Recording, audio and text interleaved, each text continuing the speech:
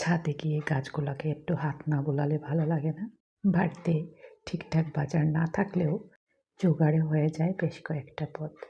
নিরামিষ সপ্তাহ 2 দিন থাকে, নিরামিষ খেতে একটুকু খারাপ লাগে না। সবাই কেমন আছেন?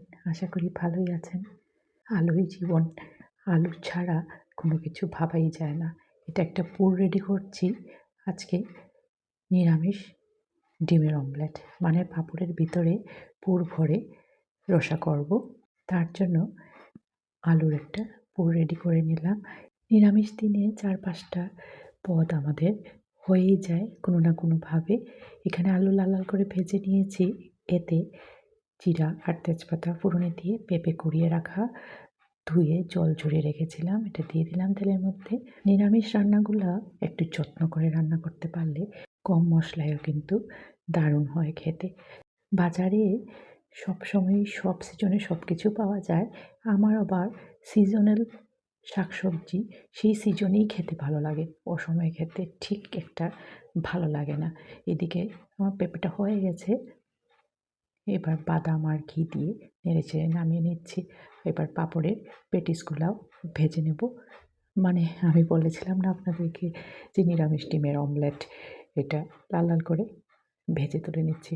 আমি কিন্তু কোনো ব্যাটারে কোট করে নেই, আপনারা চাইলে ব্যাটারে কোট করেও করতে পারবেন।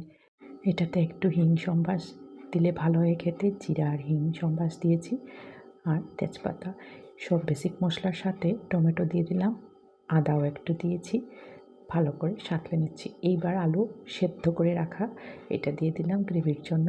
আপনারা দেখেই বুঝতে পারছেন একই দিনে আমার কত আলু লাগে। ভালো করে সাঁতলানো হয়ে গেছে, ঝোলটা দিয়ে দিয়েছি।